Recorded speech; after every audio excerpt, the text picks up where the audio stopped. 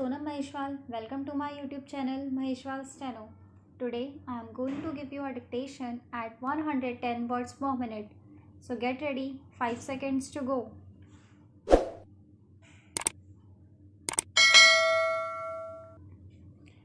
Mr. Chairman, Sir, I am grateful to all the honorable members of the House who expressed their valuable thoughts regarding the demands for grants of the Ministry of Rural Development.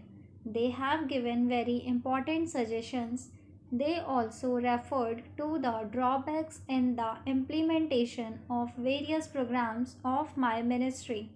In my reply, I would like to respond to some of these issues.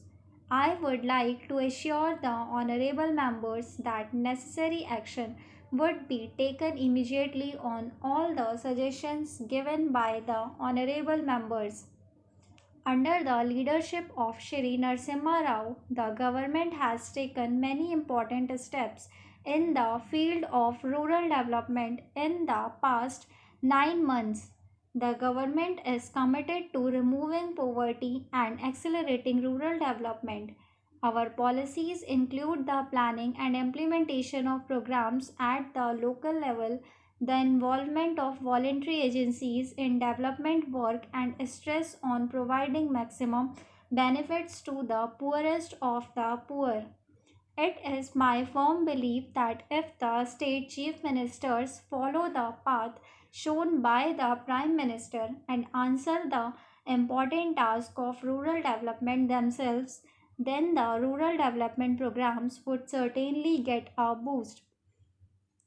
The rural development policy of our ministry has three major components: poverty alleviation and provision of maximum employment opportunities, provision of minimum needs including potable water facilities and motorable roads, and land reforms and programs related to rectification of land records.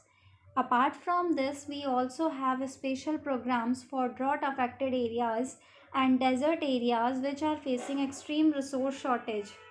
The Integrated Rural Development Program is such a scheme which has direct link with the people living below the poverty line.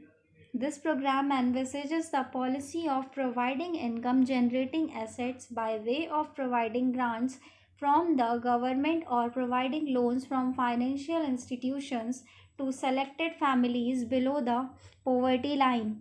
Under this program, the families having an annual income up to rupees 4800 during the 8th 5-year plan and during 2001 and 2001 2 were considered as the targeted group.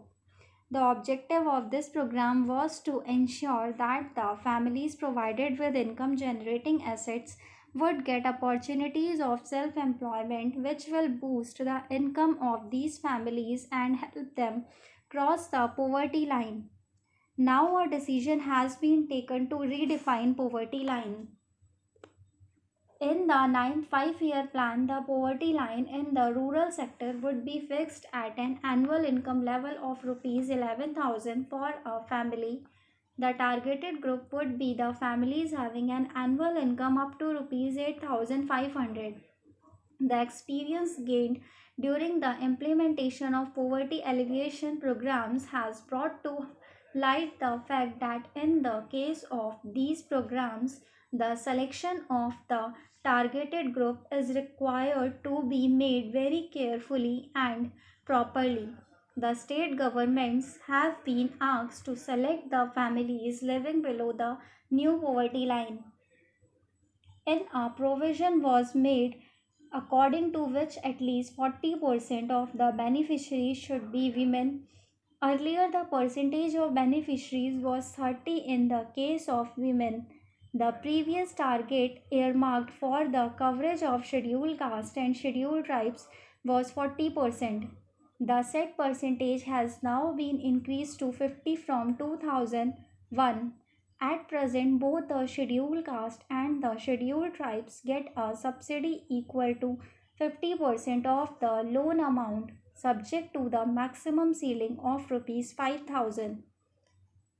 At present, this program is being evaluated through a large number of non governmental organizations.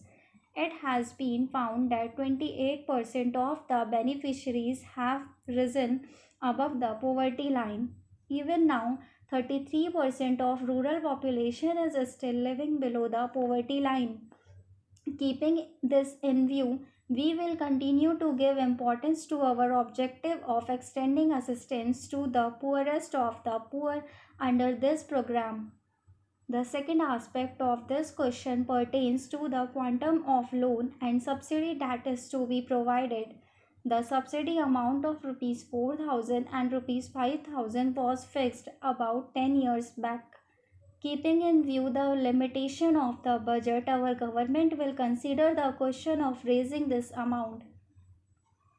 To eliminate the role of middlemen, the government have issued orders to abolish assets purchase system under the integrated rural development program in 50% blocks of the country through purchase committees. Favorable reports have been received regarding the new system. We will consider to implement it in all the blocks of the country after reviewing it. We have already introduced group insurance scheme for all the beneficiaries selected under the integrated rural development program. After the death of the beneficiary, his successor will be entitled to get an insurance amount of rupees 3000. The state governments have been asked to take stringent steps under this program to curb corruption whenever it comes to light. So friends, don't forget to like, share and subscribe my channel for more related videos and press the bell icon for instant notifications. Thank you.